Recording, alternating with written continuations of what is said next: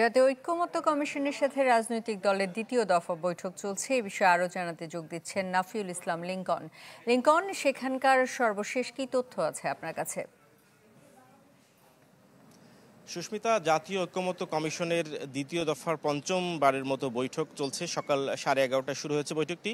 এই বৈঠকের শুরুতেই ঐক্যমত্য কমিশনের সহসভাপতি আলী রিয়াজ উনি একটি সূচনা বক্তব্য দিয়েছেন, যেখানে তিনি বলেছেন যে দেশে নির্বাচনের প্রক্রিয়া শুরু হয়েছে এবং বিচার প্রক্রিয়াও শুরু হয়ে গেছে।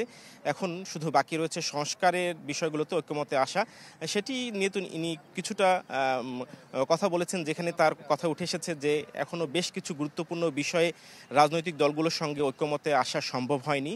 তাই তিনি বলেছেন যে রাজনৈতিক দলগুলোকে মানসিকতা শক্ত করতে হবে এবং ছাড়ের মানসিকতায় আসতে হবে এবং খুব বেশি আর সময় নেই। এই কারণে তিনি এই কথাটি বলেছেন এবং তিনি আশঙ্কা প্রকাশ করেছেন যদি আগামীতে এই জুলাই মাসের যে আমাদের জুলাই সনদের কথা বলা হচ্ছে সেটিও আর খুব বেশি সময় নেই। তাই সবাইকে ছাড় দিয়ে হলেও এই জুলাই সনদের জন্য কাজ করতে হবে এবং একটি যথাযথ সময়ে জুলাই সনদ দিতে হবে। এবং জুলাই সনদ দেওয়ার পিছনে উনি যুক্তি দেখিয়েছেন, যে বলেছেন যে 16 বছরের যে জুলুম অত্যাচার নির্যাতন হয়েছে সেটির অবসানের জন্য জুলাই সনদ খুবই জরুরি।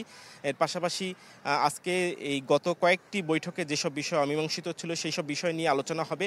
রাজনৈতিক দলগুলোর জন্য ফ্লোর ওপেন করা হয়েছে এবং বলা হয়েছে যে সংসদের যে উচ্চকক্ষ গঠন, নারীর ক্ষমতায়ন, নারীর আসন বৃদ্ধি সহ বেশ কিছু বিষয় নিয়ে যে ঐক্যমত আসার কথা বলা হচ্ছে, শেষে সেই বৈঠকগুলোতে যদি ঐক্যমত আসা সম্ভব হয় তাহলে এই ঐক্যমত্য কমিশনের যে চূড়ান্ত বৈঠকগুলোতে আছে সেটিতে কিন্তু এটি অনুমোদন করা হবে এবং পরবর্তীতে প্রধান উপদেষ্টা এবং ঐক্যমত্য কমিশনের যে প্রধান ডক্টর মোহাম্মদ ইউনূস তার স্বাক্ষরের পর কিন্তু এই বিষয়গুলো চূড়ান্ত করা হবে। সুস্মিতা, এই ছিল আজকের আলোচনার বিষয়বস্তু এবং বৈঠক শেষে প্রধান উপদেষ্টার পক্ষ থেকে আলী রিয়াজ তিনি ব্রিফিং করবেন এবং রাজনৈতিক দলগুলো তাদের মতামত জানাবেন। সুস্মিতা, ধন্যবাদ লিংকন। জাতীয় ঐক্যমত্য কমিশনের সাথে রাজনৈতিক দলের দ্বিতীয় দফার বৈঠকের বিস্তারিত জানাচ্ছিলেন নাফিউল ইসলাম লিংকন।